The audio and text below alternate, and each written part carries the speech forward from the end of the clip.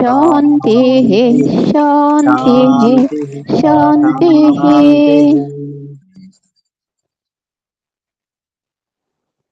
ओम। योग दर्शन के तृतीय विभूति पाद के 18वें सूत्र को हम पढ़ रहे हैं, जिसमें अंतिम पैराग्राफ का थोड़ा सा भाग बचा है। इससे पूर्व में यदि कोई बात में से पूछना चाहें तो कृपया हस्तोत्थापन द्वारा सूचित कर सकते हैं। जी, उर्मिला ठाकुर जी से निवेदन है, कृपया अपनी बात कहें अनम्यूट करके।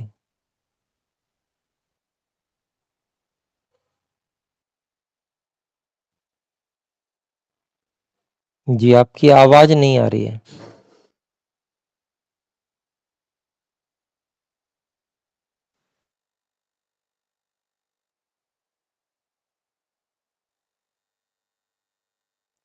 जी, कोई बात नहीं, फिर अभी आवाज नहीं आ रही है, जब भी आप पूछना चाहें बाद में हस्तोत्थापन कर सकते हैं।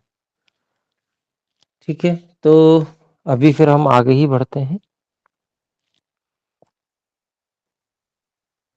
18वां सूत्र संस्कार साक्षात्करणात् पूर्व जाति ज्ञानम। इसमें संयम के द्वारा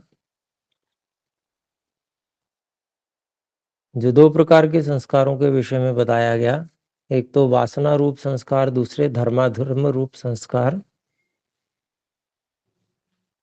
उनमें से वासना रूप संस्कारों का में संयम करके व्यक्ति पूर्व जन्मों के विषय में जानकारी पा सकता है।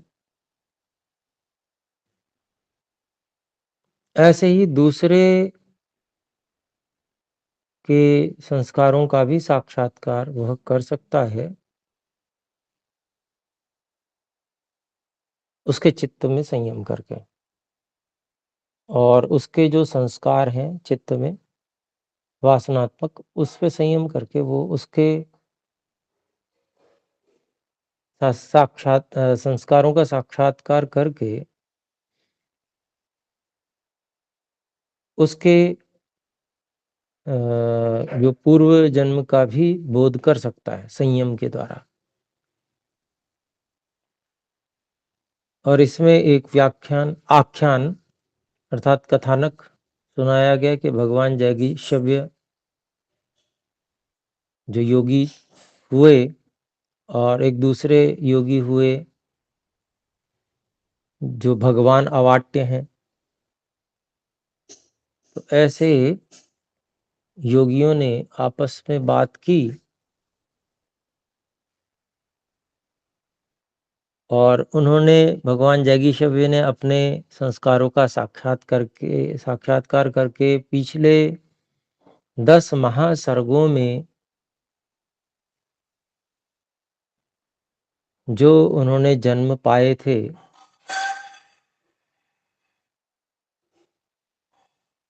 उन जन्मों के क्रम को देखते हुए विवेकज ज्ञान को प्राप्त किया। विवेकज ज्ञान क्या होता है वो अभी आगे भी आएगा। मोटे रूप में समझने के लिए विवेक के द्वारा उत्पन्न जो ज्ञान, नाम से तो ऐसा लग रहा है, परंतु ये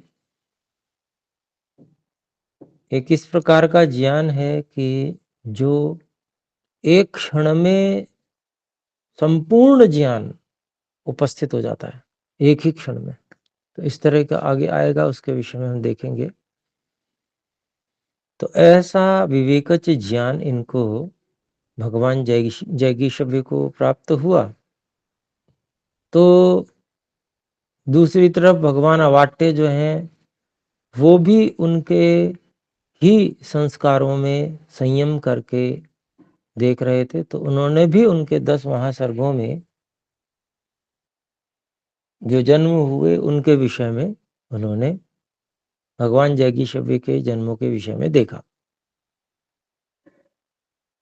और फिर आपस में बात करते हुए वो पूछते हैं कि पिछले जो 10 महासर्गों में जो आपने जन्म प्राप्त किए,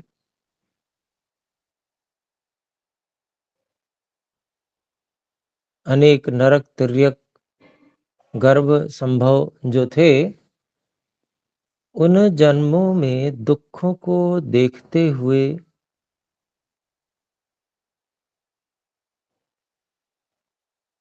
बार बार देवों में कभी मनुष्यों में उत्पन्न होते हुए सुख और दुख में से आपने अधिक क्या पाया? क्या आपको लगता है कि आपने सुख अधिक पाया या दुख अधिक पाया? ऐसा प्रश्न भगवान अवाट्य ने भगवान जैगीशव्य जी से किया।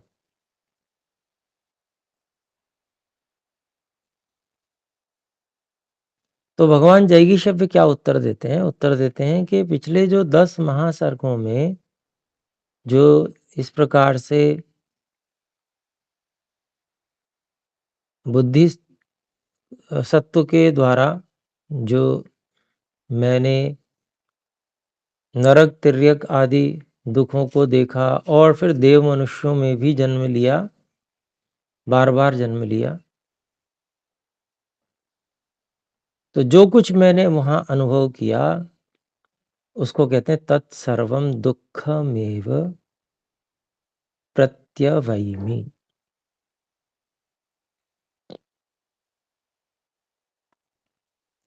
तो वो सब कुछ मैं दुख रूप ही समझता हूं, मानता हूं।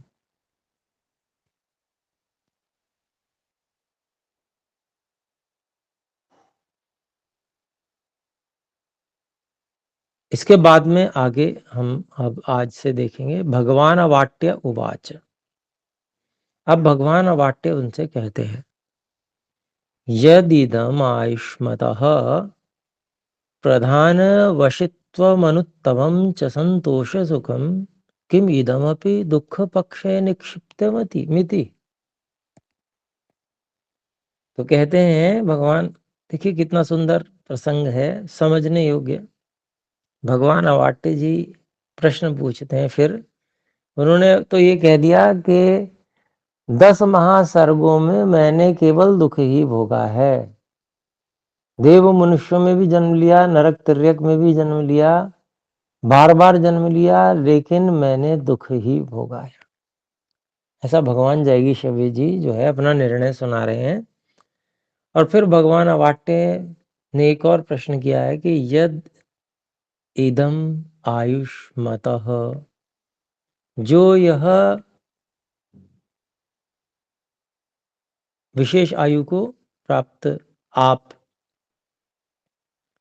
प्रधान वशित्वम, प्रकृति पर वश पा लेना, प्रकृति को पूर्ण रूप से अपने वश में कर लेना, ये सिद्धि है। फिर अनुत्तमम च संतोष सुखम, और फिर जो, क्योंकि योगाभ्यासी व्यक्ति संतोष का पालन किए बिना थोड़ी योग में आगे बढ़ सकता है। तो वो जो संतोष सुख है उसको भी संतोषाद अनुत्तम सुख लाभ है, ये हमने दूसरे पाद में पढ़ा था। यच्च काम सुखम लोके यच्च दिव्य महत् सुखम तृष्णा सुखस्यैते नार्हतीं षोडशीं कलाम। ऐसा करके तो कुछ श्लोक था ना संतोष सुख वाले, उसमें कि भाई जो दिव्य और महत् सुख है वो संतोष सुख के सामने वो 16वीं भाग के बराबर भी नहीं है। वो संसार का जो दिव्य और महत् सुख जिसको कहा जाएगा, सारे के सारे सुख संतोष सुख के सामने फेल है। ये अनुत्तम सुख होता है संतोष से। तो उसके लिए यहाँ पर पूछ रहे हैं भगवान अवाट्य कि भाई प्रधान वशित्व, प्रकृति पर वश हो जाना, ये कोई छोटी मोटी बात है? फिर और अनुत्तम जो संतोष सुख है, किम इदमपि, क्या इसको भी आपने दुख पक्षे निक्षिप्तम, दुख पक्ष में डाल दिया है, इति प्रश्न कर रहे हैं।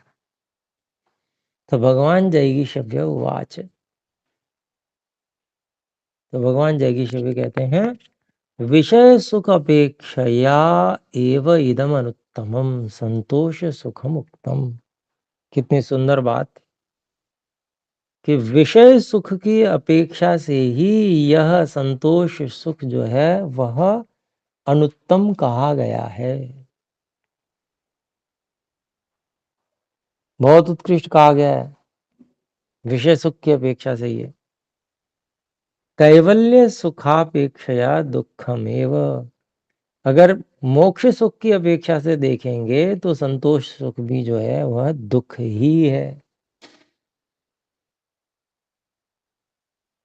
दुख जैसा है ऐसा नहीं कहा है, दुख ही है, दुखमेव, दुख ही है।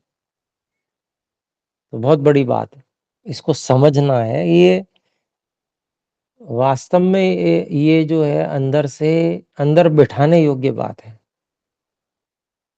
कि सारे के सारे पूरा भोगने के पश्चात एक उस परिणाम तक पहुंचना कि वास्तव में क्या है स्थिति। और इसको हम दूसरे अध्याय के 15वें दूसरे पाद के 15वें सूत्र में भी पढ़ के आए। परिणामताप संस्कार दुखैर गुण वृत्ति विरोधाच दुखमेव सर्वम विवेकिनः, विवेकी व्यक्ति के लिए सब कुछ दुखी है वास्तव में।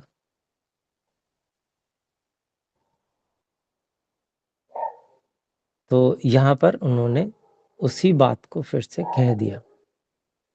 आगे देखते हैं, बुद्धि सत्वस्यायम धर्मस्त्रिगुणस्त्रिगुणश्च प्रत्ययो हेय पक्षे न्यस्त इति दुख रूपस्तृष्णा तंतुः। एक एक शब्द वैराग्य प्राप्त करने के लिए अमृत के तुल्य जैसे है इस पंक्ति का।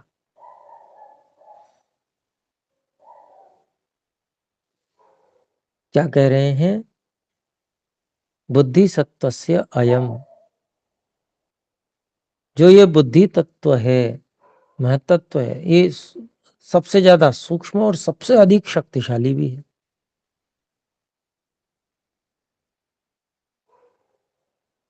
धर्मस त्रिगुणस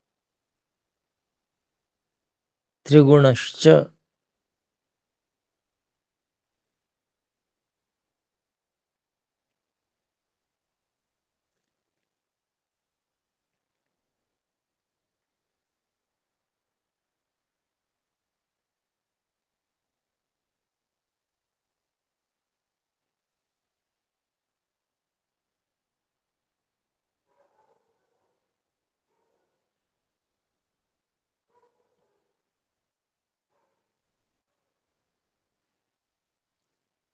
तीन गुणों वाला, तीन गुणों के धर्मों वाला और तीन गुणों वाला, ये बुद्धि तत्व है।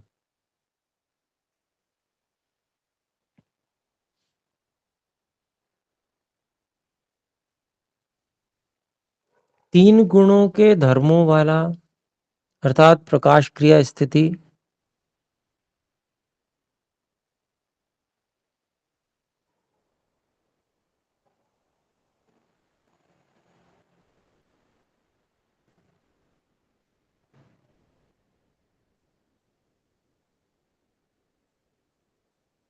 अयम यहां पर जो शब्द प्रयोग किया गया है वह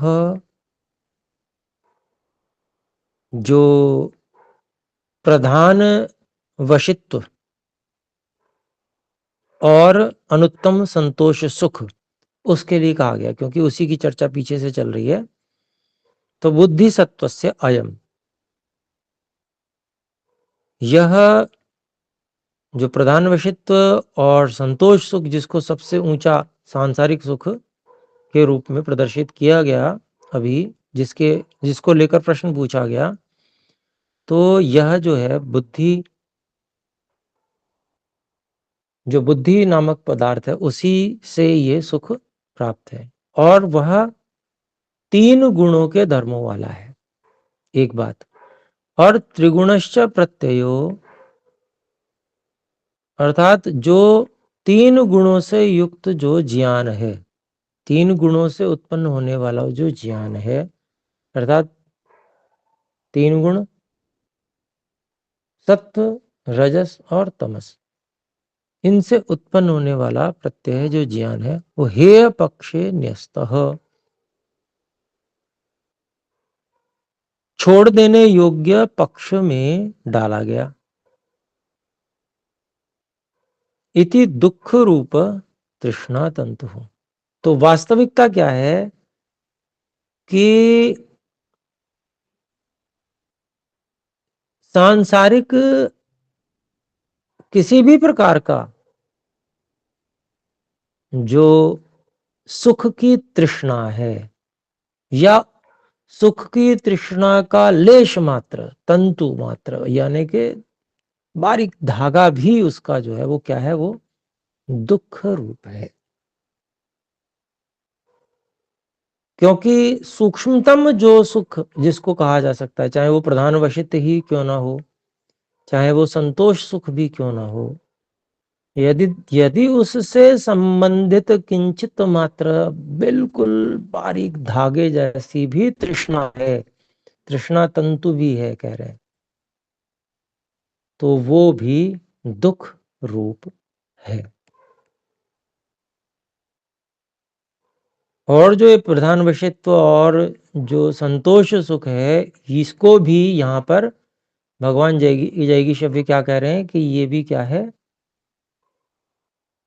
3 गुणों के धर्मों वाला है, और 3 गुणों के ज्ञान से युक्त होने के कारण से यह भी हेय पक्ष में डाल दिया गया, हेय पक्ष न्यस्तः। इस प्रकार से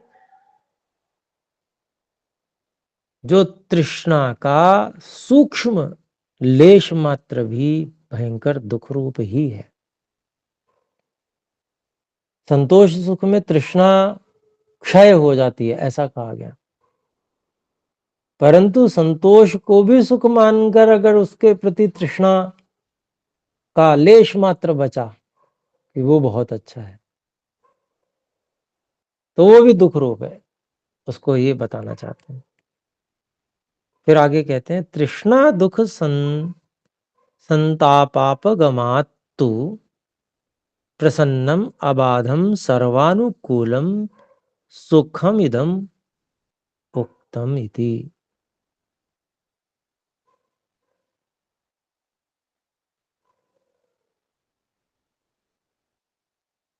तो तृष्णा दुख रूपी संताप हट जाने से, संताप अपगमात हट जाने से, प्रसन्नम अबाधम,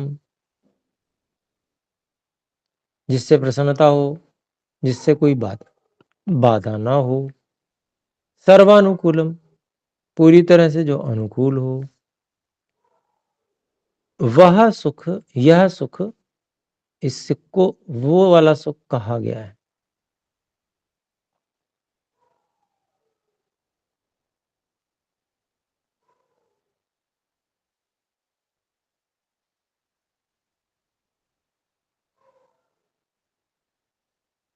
तो संतोष सुख जो है उसमें तृष्णा के दुख रूपी जो संताप है, उसके हट जाने से वो संतोष सुख प्रसन्नता रूपी, बाधा रहित रूपी, पूरी तरह से अनुकूलता रूपी जो वह सुख है, वो संतोष सुख इस रूप में कहा जाता है। परंतु जो परमात्मा का सुख आनंद है, परमात्मा से सीधे जो जुड़ने से आनंद प्राप्त होता है, उसको यहाँ पर त्रिगुणात्मक होने के कारण से हेय पक्ष में डाल दिया गया।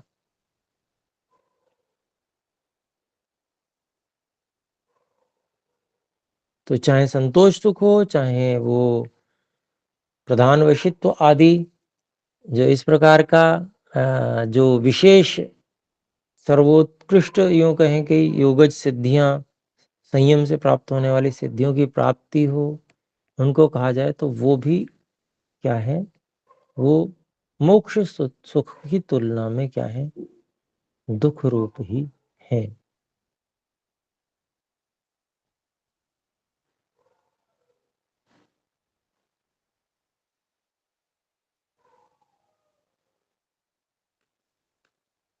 तो ये सूत्र हमारा 18वां पूर्ण हुआ।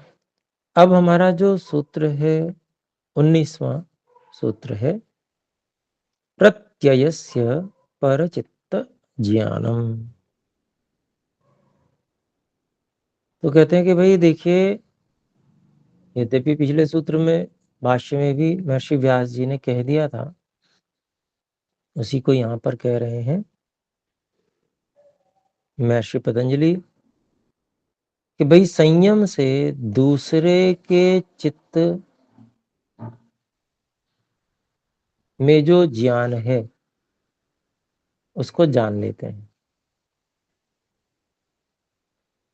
तो उसी को वाक्य पूर्ति करते हुए एक वाक्य में व्याख्या कर रहे हैं ऋषि व्यास जी। प्रत्यय संयमात, ज्ञान में संयम करने से, प्रत्ययस्य साक्षात्करणात्, ज्ञान का साक्षात्कार करने से, ततः पर चित्त ज्ञानम, उससे दूसरे के चित्त का ज्ञान हो जाता है। तो संक्षेप से इसका भाष्य किया है। अगले सूत्र की ओर चलते हैं। फिर जो प्रत्यय परिचित ज्ञानम कहा है, उसके विषय में 20वां सूत्र महर्षि पतंजलि और बनाते हैं। न च तत्सालंबनम तस्या विषयी भूतत्वात्। ये जो बात कही उससे एक सीमा आती, सीमा बांध दी कि भाई इतना दूसरे के चित्त का ज्ञान होता है पर इतना हो पाता है। तो कहते हैं इसका अभिप्राय क्या हुआ, न च तत्सालंबनम तस्या विषयी भूतत्वात्, दूसरे व्यक्ति के चित्त का ज्ञान विषय सहित नहीं हो पाता है, क्योंकि वह संयम करने वाले योगी के चित्त का विषय नहीं होता। मतलब चित्त में क्या बात चल रही है,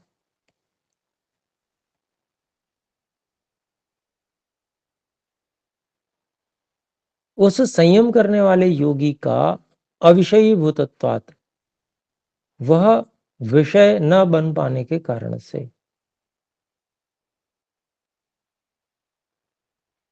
वह चित्त का ज्ञान विषय सहित नहीं हो पाता।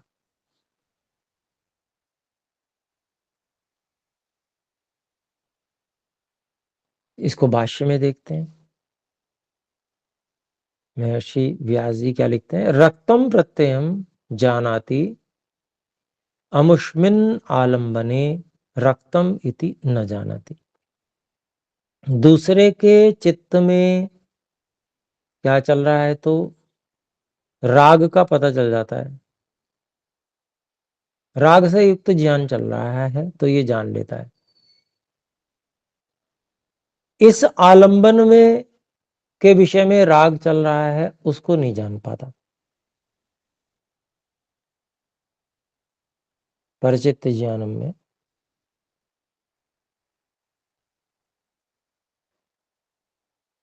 क्योंकि वहां पर वो उस व्यक्ति के परिचय का विषय है।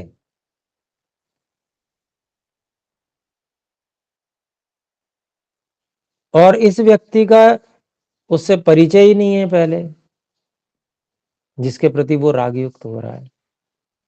अब इसका परिचय ही नहीं है तो उसका विषय बन नहीं सकता।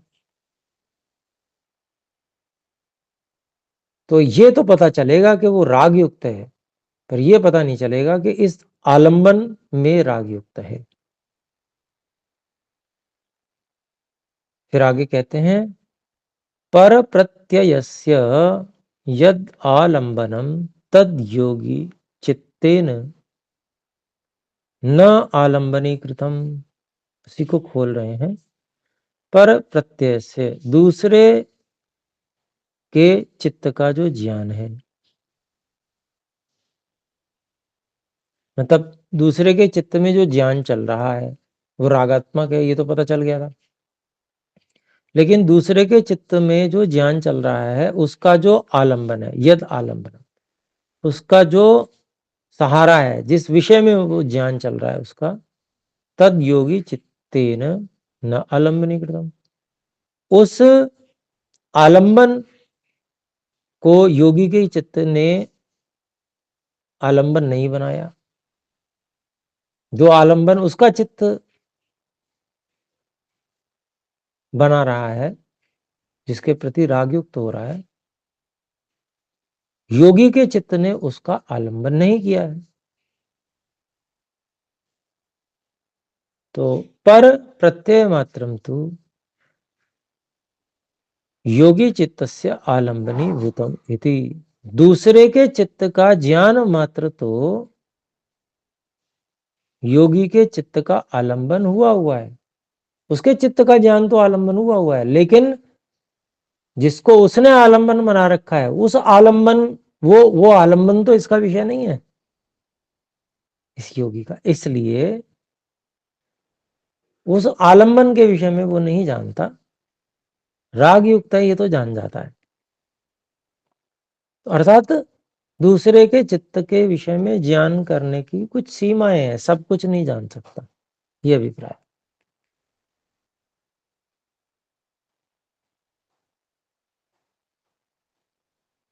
और सब कुछ जान सकता होता तो जो भगवान अवाट्य हैं वो प्रश्न क्यों पूछते?